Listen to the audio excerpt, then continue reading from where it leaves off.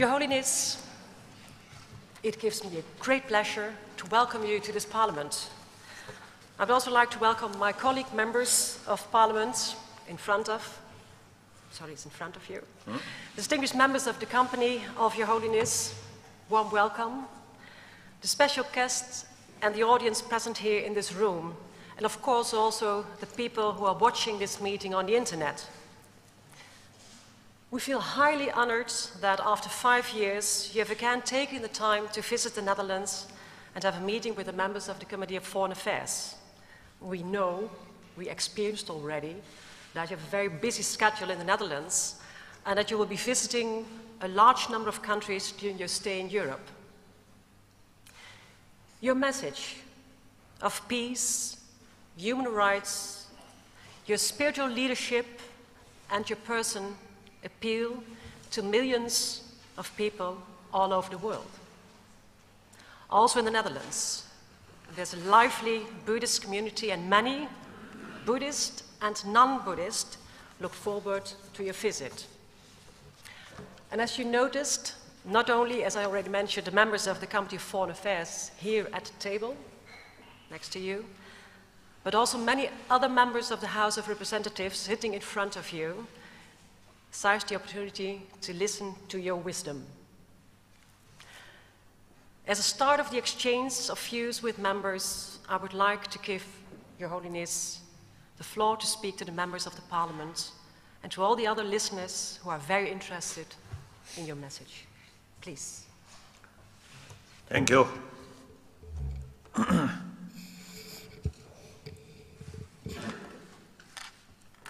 I think it's on already. It's okay. It's functioning already. It works already. It works. Okay. No light. Oh, yes. There is sound. Okay. Respected Parliament members, and I think some staff member and friends. Thank you. Great honor having the talk with parliamentarians. I always admire and respect the parliament member. You are, I think, chosen by people with trust, with hope. So you truly represent people. So, and I myself, from childhood, I have some attraction about democracy, democratic system.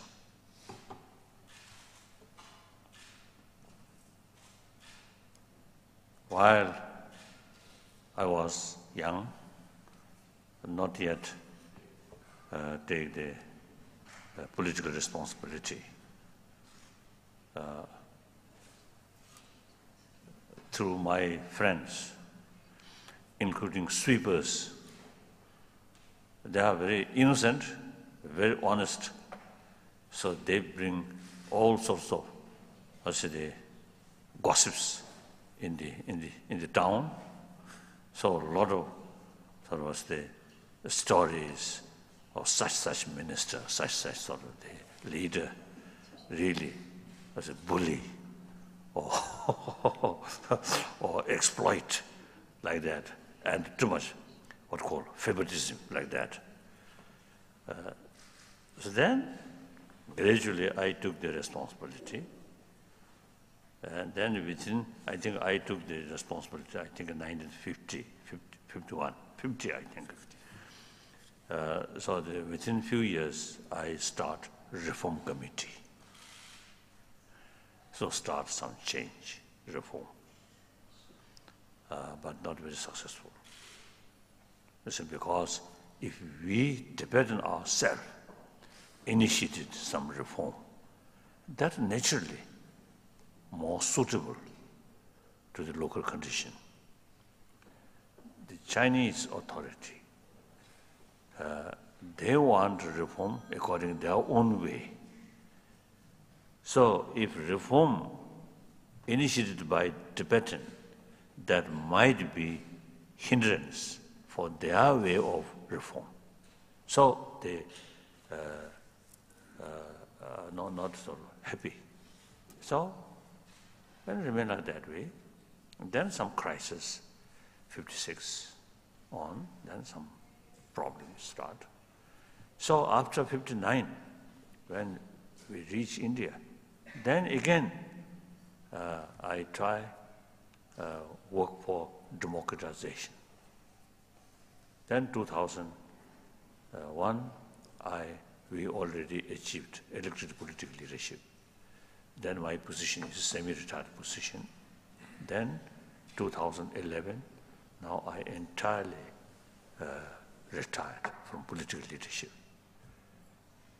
So all this, I really admire democratic system. It's the best system.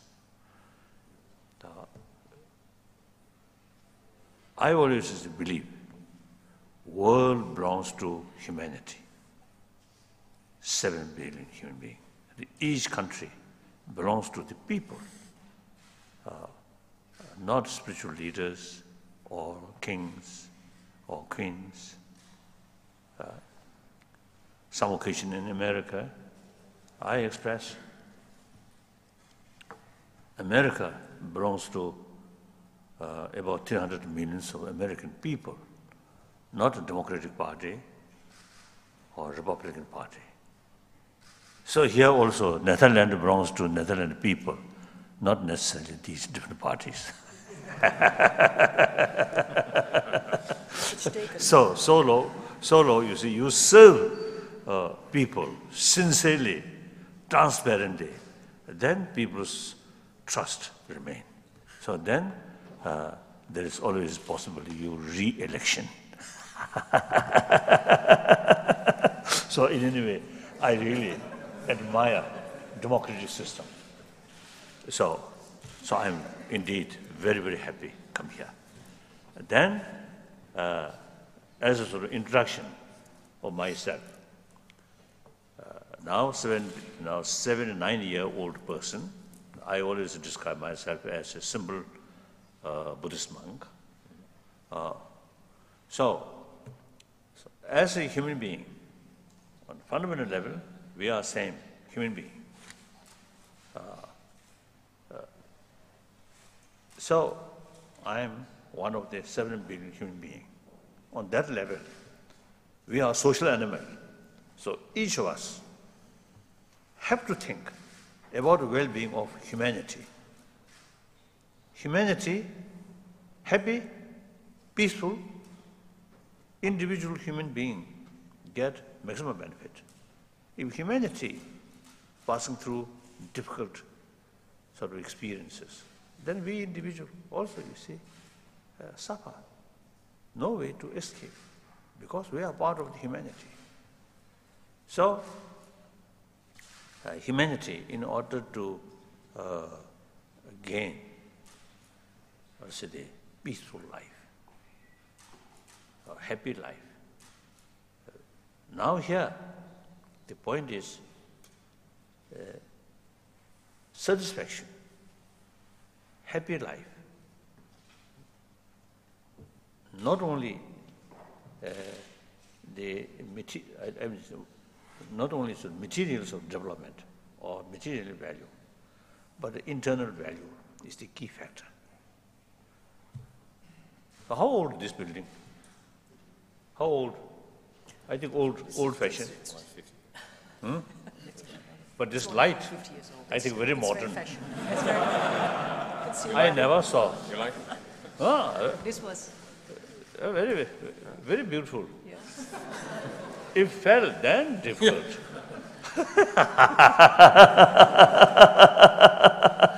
Really wonderful. So the ultimate factor for happy life, happy mind, is the mental level, self-confidence, inner strength. These things reduce fear, reduce stress, anxiety.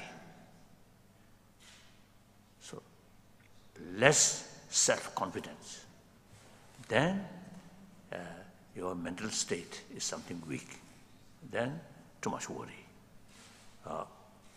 Then worry, frustration, develop anger, like that. So therefore, irrespective whether believer or non-believer, these inner value, which biologically we equipped, we all come from our mother. So we all have to experience mother's tremendous affection, including mother's milk. So we all equipped the seed of compassion there. So we can increase, or we can promote these basic human values. This is human affection, human compassion, or warm-heartedness. This is my number one commitment. Number two commitment, I am Buddhist. So all major religious traditions, in spite of different philosophical views, all have same potential to help humanity, bring inner peace, use different method, but same goal, same more or less same effect. So, and then look now, 55 years I remain in India. I stay in India. So India, all major world religious traditions live together. Really, harmony there. This is not only modern India, but also 1,000 years, that kind of sort of religious harmony there. And so it is possible to create genuine harmony among different traditions. So I totally committed, and I had sort of tremendous sort of encouragement from late Pope John Paul II, RCC meeting. Wonderful. So many other religious sort of leaders and genuine sort of practitioners, now many of them really showing interest, and not only interest, but commitment for promotion of religious harmony. So that's my number two Kasota commitment. And then third, I'm Tibetan. So Tibetan really trust me. So therefore, and also I personally, Tibetan Buddhist tradition, Buddhist culture, really immense help for my peace of mind. So therefore, it is my sort of responsibility, or my interest, my commitment for preservation of Tibetan culture, Tibetan Buddhist tradition.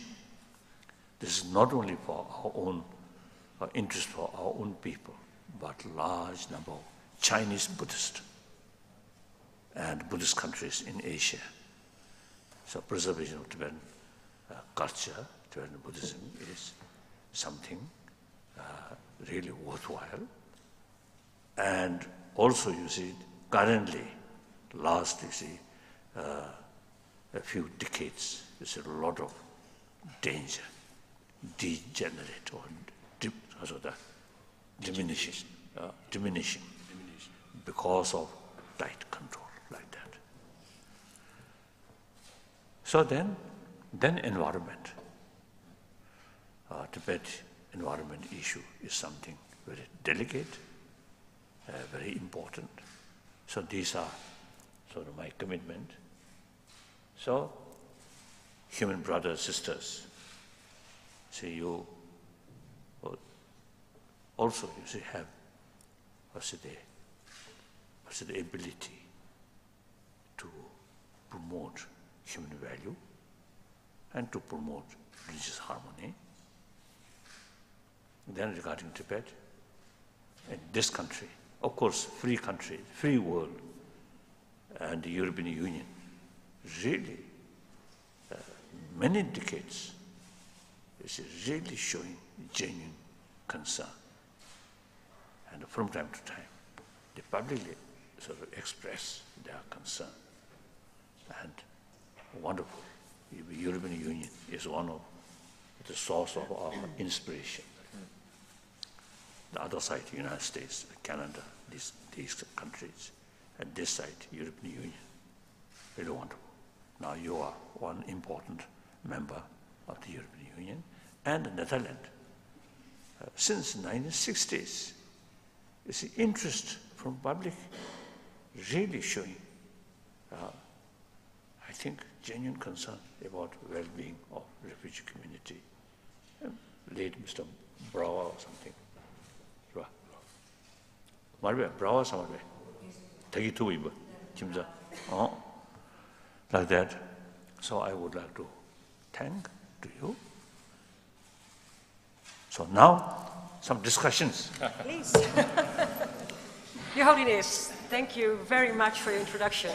Of course, now we look forward to give the floor to the members of the Parliament. And I would actually, if you don't mind, colleagues, urge you to be brief for just 1 minute asking your question so that all of you could ask a question. And first of all, I would like to give the floor to Mr. Ten Broeke from the Labour Party, then to Mrs. Vaas, excuse me, from the Liberal Party. I'm so impressed, Holiness, I'm so impressed. Mr. Ten Broeke from the Liberal Party, then Mrs. Vaas from the Labour Party, and then Mr. Van Bommel from the Socialist Party. Mr. Ten Broeke, please.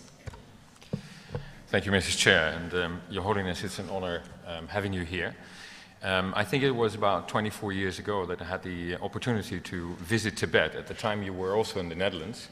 And when I was in Lhasa, I so happened to be able to go to the Potala and see it. And let me first start by expressing my wish that one day you will return there. My question to you is on the Chinese opportunity or the Chinese reforms that you also mentioned, and whether it is possible that you see some dialogue between yourself and the Chinese authorities.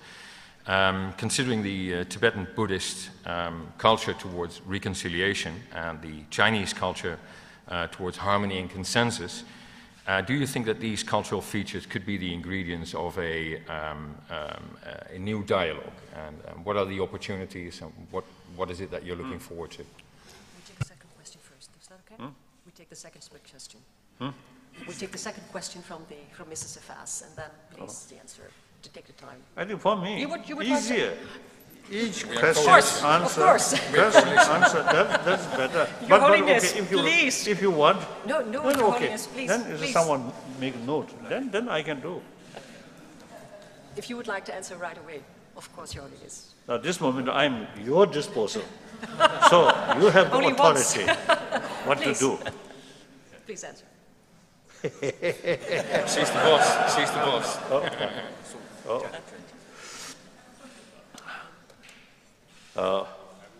Relation between Tibet and China is now almost, I think, nearly 2,000 years old. Sometimes a very happy one, sometimes difficult. So then, recent decades or mid-20th century, some sort of difficult sort of situation developed. However, in early 50s, when I was in Peking, met Chairman Mao Zedong several times. So we developed very sort of close relations, almost like father and son. At that time, we really, and then number of Tibetan communists, we all really feel under the leadership of Chinese Communist Party, we can build, we can modernize Tibet, full of enthusiasm. Then around 1956, 57, most of these Tibetan communists dismissed from their post, military as well as civilian. Then the Chinese government is a policy becoming more leftist, unrealistic thinking. So that was the causes 1959 crisis. Then we become refugee. Then 1974, we, after sort of a lot of our effort, and also receive meaningful advice from Indian government, or mainly Pandit Nehru and some others. Then 1974, we decide, now sooner or later, we have to talk with Chinese government. Not seeking separation, but meaningful autonomy, which Constitution, Chinese Constitution itself give that right. Then, at that time, China, full swing of cultural revolution. Then, 1979, the Deng Xiaoping indicated he want talk with us. And since then, till 1993, we have direct contact with the Chinese government. But then, mainly because the Chinese overall policy becoming more hardliner. So including Tiananmen Massacre happened, took place. So the overall sort of policy become hardliner.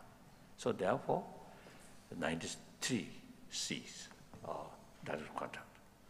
Again,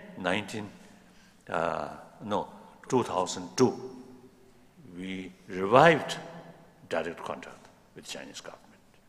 Then Jiang Zemin was the president. Then few years continuously. But you see, there are sort of, still there is a policy more hardliner. So then, now last few years, now no longer so direct contact. However, these last several years, I developed very, close sort of contact with number of Chinese, many intellectuals, and many Buddhists, and many students, and some retired officials, military as well as a civilian. So then, I think one sort of example, I think last now 3 years, since 3 years, or 4 years, there's a number of articles wrote by Chinese in Chinese language. As far as we notice, about 1,000 articles wrote by Chinese, many of them within mainland China. All over 1,000 articles, all fully support about our middle approach, very critical of their own government policy. So this is very, very encouraging.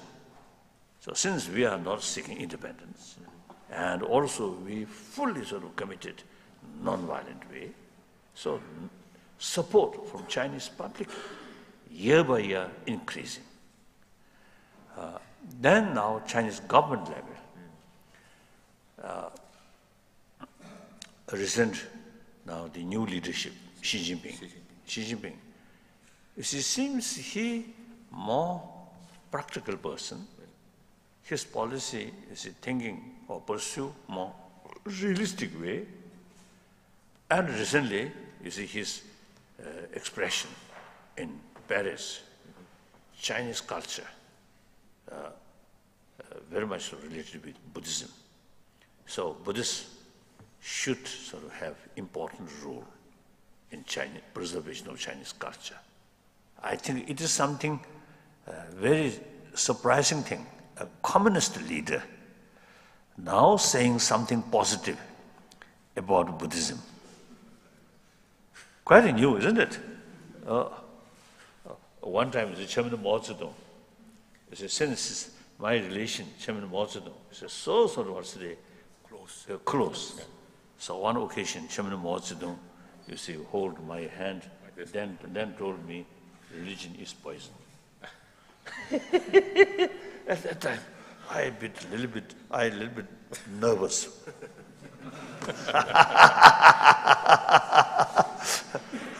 So our same party, our same position, the chairman of the Communist Party, now saying something different.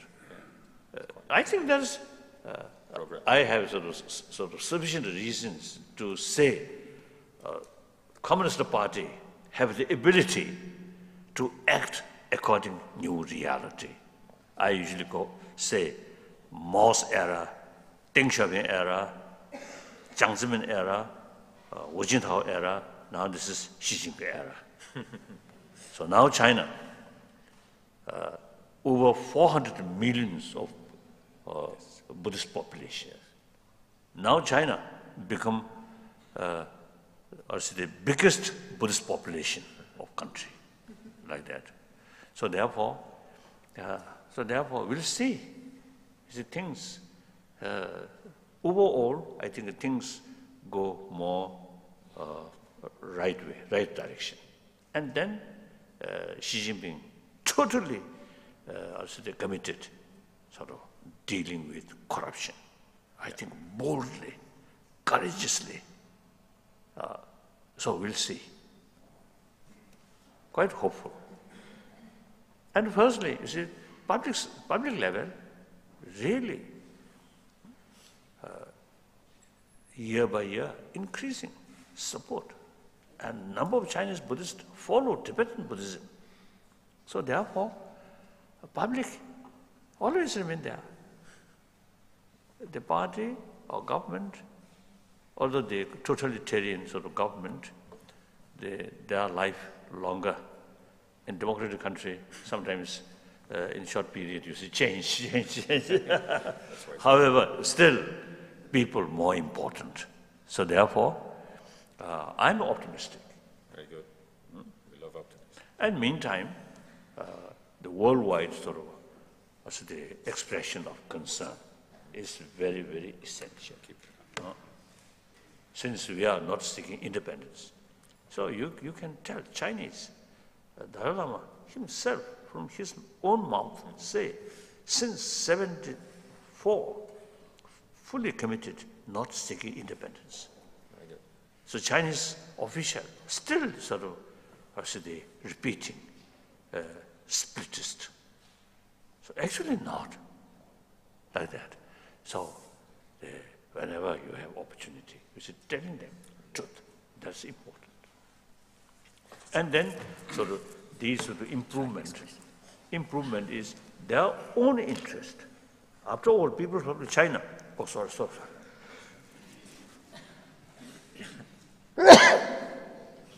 Bless you. Thank you. If you go to the next question, then you have some time. Yes. Yes. Yes. Thank you, Your Holiness. I'll give the floor to Mr. Sefas, Labour Party.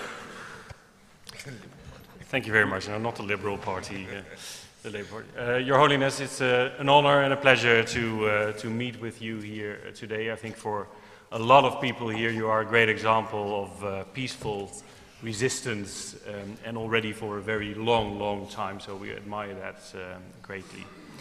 Let me ask you a question. It's a political question. We can't help ourselves. We are politicians, so we ask political questions. You meeting with a number of politicians in Europe this week, not always on the level of the Prime Minister, but still with ministers, with parliamentarians like ourselves. You already said a number of times that it is important that we keep expressing our concern about this situation in Tibet. But what is your main advice, your main request to us? Are we doing enough? And if not, what else can we do to help your case? Thank you. Thank you. I often used to telling the just Norway policies I express. One, environment issue is essentially non-political. And Tibet environment is something very, very important. Not only 6 million Tibetan people, but I think billion human beings, I think 1 billion human beings, their life depends on those rivers which come from Tibet. From Pakistan up to China, major rivers come from Tibet.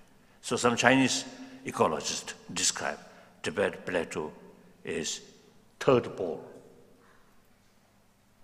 So his sort of reason, effect to global warming from Tibetan plateau is as much as South Pole, North Pole. Therefore, he described Tibet plateau as third pole. So this is something I think the global warming effect now everywhere. So Tibetan ecology is something related there. So you also say, best thing, some group or parliamentary group, including some expert about ecology, with full cooperation with Chinese ecologists, go there and analyze or study the situation about damage ecology. Then what we need, precautions. I think suggestions on the basis of scientific research. I think even Chinese government also, I think, need that. So this is one thing. You can practice. You can implement. Then, from time to time, you are concerned about human rights violation, religious freedom, as you do. So these are good. And then, I think China, 1.3 billion human population, most populated nation. Now economically, you see, gaining more power. So China can take the important constructive role on the global level. So for that reason, China need trust, respect from rest of the world. So that is something very important, long run, for their own interest, for their own sort of image. That I think you, as a good friend, you can express. Not a negative way, for their own interest. I think in China, as I mentioned earlier, you see, there are growing number among the intellectuals. You see, even the previous Prime Minister, Wen Jiabao, he mentioned China need political reform. And in some case, even he mentioned China need American style of democracy. So the Prime Minister, you see, expressed that. So that's the indication among the Chinese, a lot of sort of people who really want more change. So from your sort of expression is more moral support these Chinese people, including Nobel laureate Liu Xiaobo. So like that, this I feel you can do, you can express. Okay. Thank you, Your Holiness. I give the floor to Mr. Van Bommel, Socialist Party. Mr. Van Bommel. Your Holiness, the number of self-immolations in Tibet has risen over the last few years. Young monks burning themselves. What is your idea about this? Is it courage? Is it anger? Is it protest? Is it despair? And what can you do to prevent this from happening? Despair.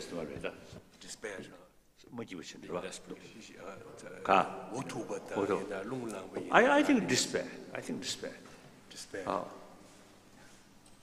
So, actually, Tibetan loves our own culture, our own language, and particularly Tibetan loves this Buddhist tradition. So, when Chinese hardliner, they're stepping up criticism about religion, about Buddhism, and look down Tibetan culture and tight control. So these people really feel very, very sort of sad. So they choose shorten their life. They no longer sort of bear that kind of, sort of situation. So then this also is a political sensitive issue. So actually, when these things happen, they blame on us from outside. Instigated. Instigated. I cannot pronounce that properly. My tongue, some word, English word, pronunciation difficult. So similarly, if you try to speak Tibetan, I think some word you may also find it difficult too. And of course, you see, many Chinese, you see, when they try to speak Tibetan, their pronunciation is something very, very horrible. So in any way, you see, they accuse us, all these created from outside. Like 2008 crisis happened. Even Prime Minister Wen Xiaobo himself, you see, blame on us. So this is something very, very sensitive sort of thing. Soon after, you see, the 2008 crisis and also this self-burning, I express, please send some Chinese officials check, investigate at Dharamsala in India, whether we involved or not, but nothing happened. So this is very, very sensitive. So whatever I say, they manipulate. So better to keep quiet. So that's my position. But of course, very, very sad thing. One, soon after that happened, one BBC reporter asked me, what's my view? Then I expressed, really very, very sad. Individual's life is very, very precious. So sad, killing, very, very sad. Then I think it's fine. Exactly. Okay. Be better? You fine? Yes. Okay. And then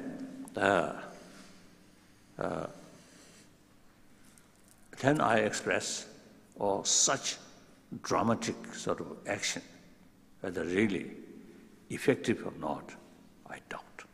I expressed publicly to BBC correspondent. Then soon after that, I was in Japan. Again, you see this question raised. Then I told, this is symptom due to some causes. So now, in order to tackle these things, you must deal the causes of these symptoms.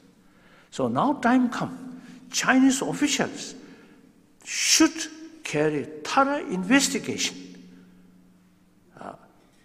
What is the causes?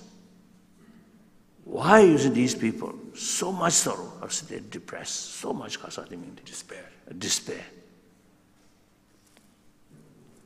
So Chinese government, they do not allow the foreign correspondent in this area.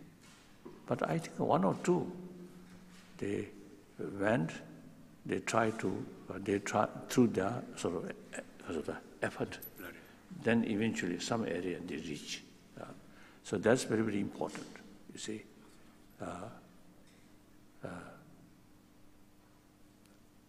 Find out what the real causes.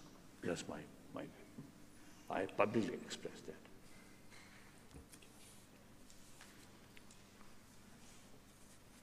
Yes? Next question? Thank you, Your Highness. If there are more questions, if you mind, I'd like to give the floor to Mr. Omtzigt, Christian Democratic Party. Thank you, Mr. Chairman, and thank you, Your Holiness, for a clear exposure. No. A clear exposure of what your views on solving the crisis in Tibet. I have a somewhat more personal question. You've been driven out of Tibet when you were still a very young man, about 60 years ago. What gives you all the energy of combating for a free Tibet? And when do you think you will achieve the freedom for your people which you were looking for?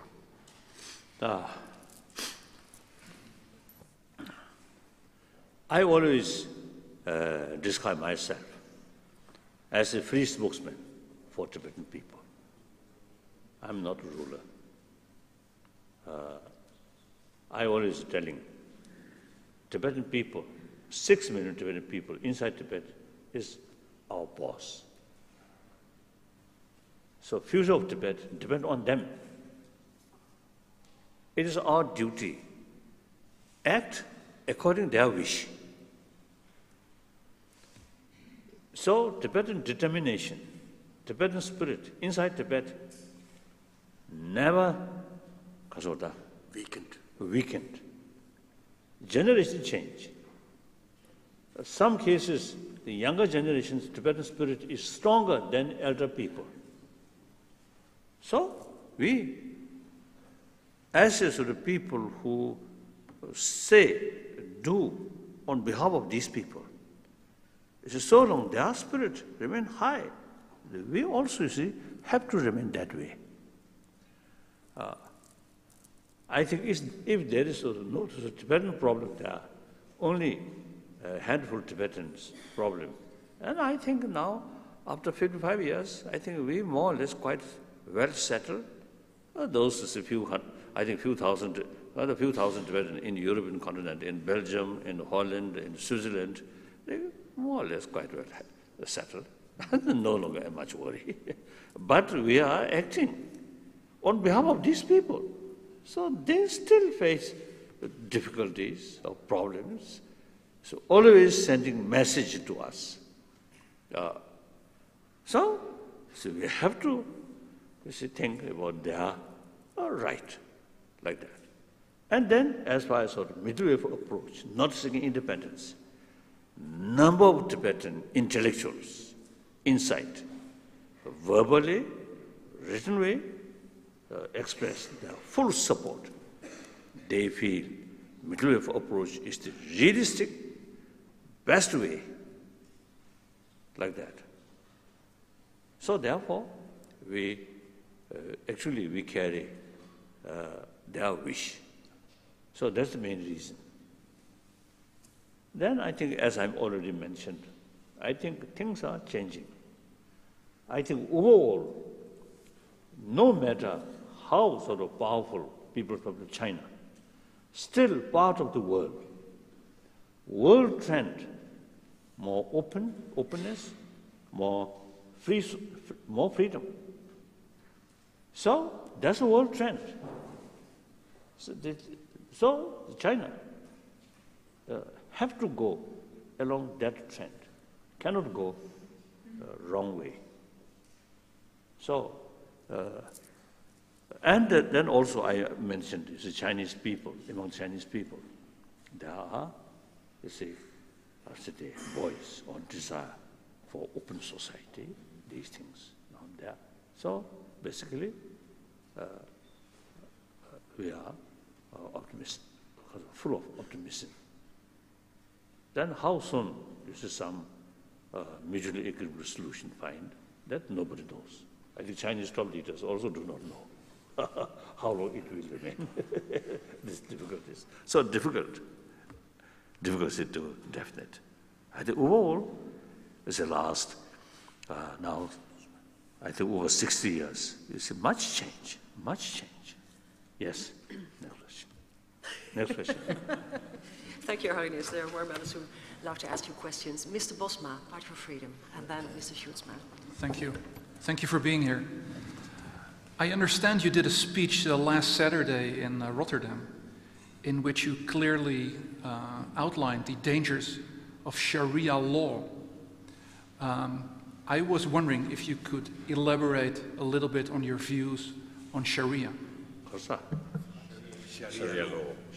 Oh, Sharia law, that's, you see, I think, you see, in different tradition, different sort of the practice or different sort of concept. That is more or less private business. So Sharia law is the business of the Muslim.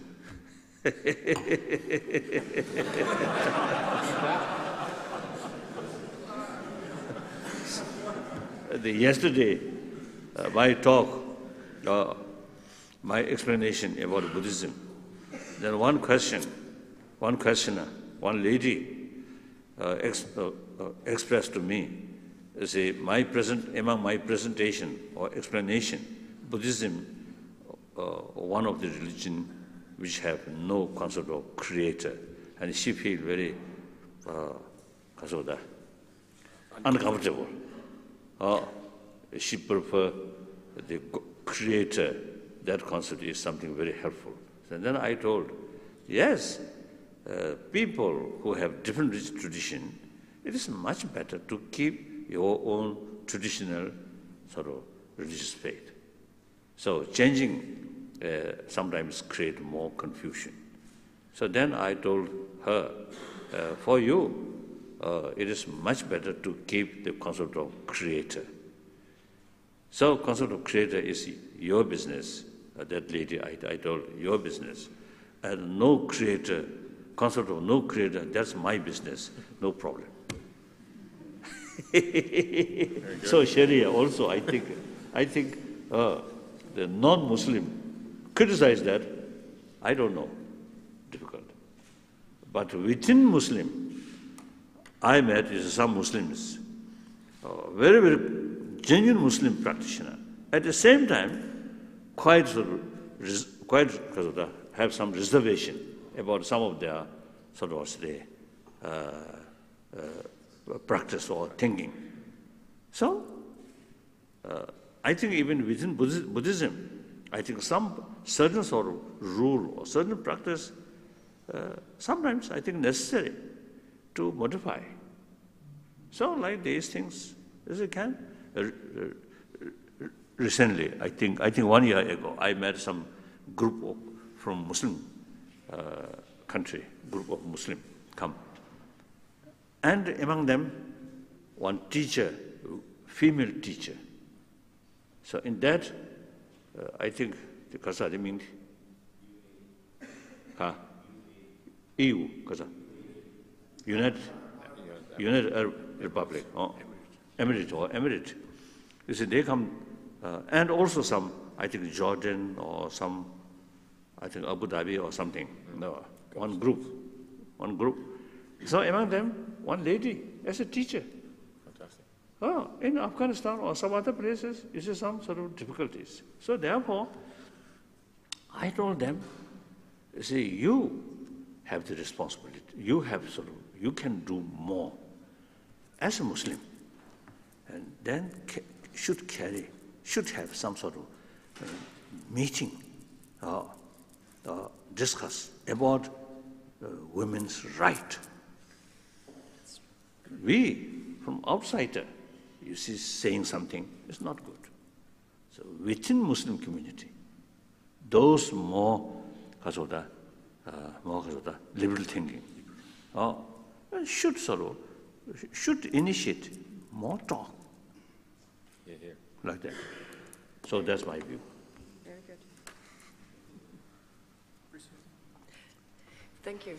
Thank you very much, Your Highness. I give the floor to Mr. Sjoerdsma, Democratic Party. Thank you, Your Holiness. A short question. You've met almost all important leaders of the world. You've met President Obama, Prime Minister Cameron, but unfortunately you did not meet our Prime Minister, Mr. Rutte. I was wondering how you feel about this, but also what would you have told our Prime Minister if you would have met him? If I met, these topics I will tell. Nothing special.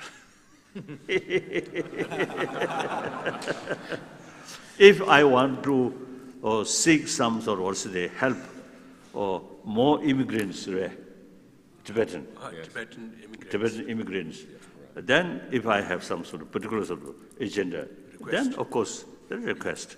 I have nothing. So, so in Norway, no one from government side is met. No problem. My main purpose is meeting public, because the promotion of human value, promotion of religious harmony, mainly depend on public, not government leaders or even parliament member. I think not much. You cannot do much. So real sort of initiative, real change must start from public individuals, families, 10 family, 100 family, 1,000 family. Then it makes differences. So initiative must start from individual person. So my main interest is talking with public, not leaders. One time, I think in Netherlands, I also met the Queen Mother. Yes. Oh, wonderful lady, really. And I think her husband, the Prince Bernard or something, isn't it? Yeah. I met in their palace like that. So, to me, whenever I meet some important person, firstly, I look human level. So the person show real human love, human affection, like that mother, Queen Mother, really showing that. So I love that. Some leaders, where you met, they are not acting like a human being, but something a little bit different. Then I find it very difficult, even 1 second, or difficult. Then as soon as finish that meeting, much better. A person who really showing human being sort of thing, truly, like President Bush, I love him. Oh, really?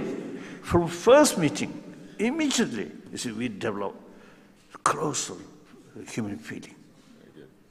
Some of his policy is concerned, I have some reservation. So, actually, I think third or fourth meeting, him, and I also used to told, I love you, I respect you, but if may I say so, some of your policy is concerned, I have some reservation. He laughing like that. Thank you very much, Your Holiness. We still have a few minutes to go, if I heard. Oh, yes. So I'm really, yes. I think no members problem. are really happy with that. Still, I would like to think 15 minutes. 15 I'd like to minutes. give the floor to... No problem. Thank you so much for taking time. Thank you so much. We really appreciate that. I would like to give the floor to Mr. Klaver from the Green Left and afterwards to Mrs. Ouwehand from the Party for the Animals. Mr. Klaver, please. Thank you, Your Holiness.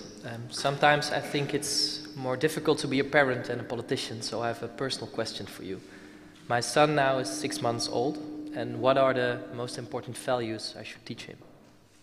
His father is 6 months old now. 6 years? 6 months. 6 months. 6 months. He's a small baby. Months. Oh. Yeah, he has a baby. He just became father.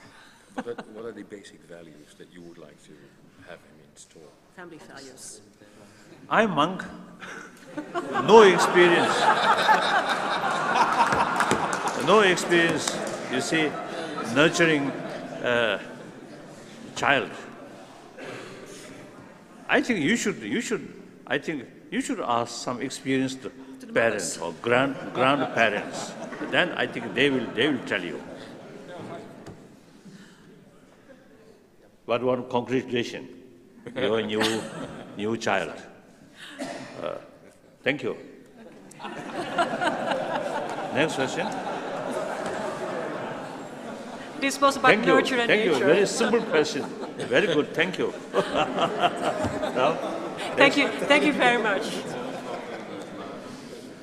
We will go to the last question. We'll go to the last question, Mrs. Ouwehand. Party for the MS, please. Thank you so much. I would like to express our thankfulness. Last time you were here, you told us that if you were a Dutch citizen, you would vote for our party, the Party for Animal Rights, because it is so important to show compassion to all life in the case for humanity and human rights. So I would like to thank you for that. And my question is a rather short one. How are you? Now getting older, some problem, my knees. Otherwise, you say, okay, no problem. No problem. I appreciate your sort of, because of the expression of my sort of, appreciation. Human love, these things. So I appreciate. And I think young father, I think now you have sort of one, because of the good opportunity nurturing that child. And in this moment, I think some scientists, medical scientists, they say physical touch, mainly mother, very, very important for proper development or enlargement of their brain. So you should spend more time with your child, and then eventually, you see, go to school. You see, you should spend more time with your child, and then beside education in school, you should sort of teach some kind of, teach or share the importance of love, affection. That's important. As a human being, I can say, my own case, my mother, extremely sort of warm-hearted sort of mother, illiterate, poor family, but really sort of tremendous sort of affection. Not only her own children, but some sort of at one occasion, this is some famine in neighbor sort of area. So number of Chinese as they come to our village, they're nearly starving. So my mother, when she telling the story, she wept. And she told us, one day some sort of couple, parent, and carry dead body of their child. And then my mother told, oh, I will have you properly bury your child. Then they say, no, we are going to eat. So they are facing starvation. Then my mother cry. And the whole sort of, the whole things which in my mother's house, bread or these things, all give that person. Then please don't eat your own dead child's body. So, the first teacher, I always say, first teacher of compassion is my mother, not religious leader. So you all have the opportunity to teach your children more. Teach this not through word, but through action, affection, sincere affection. That's the proper way to get deeper experience of love. Then such people who receive the maximum affection early part of life, then they can easily show love and affection to others. Okay? So that's my advice.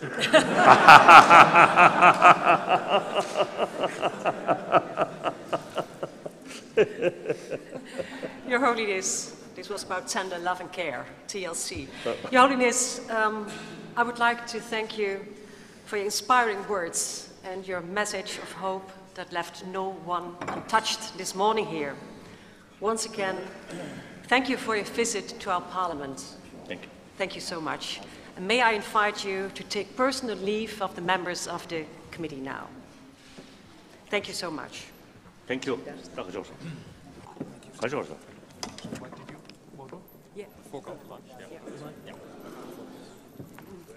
Yes. Where? Members of the Parliament, yes.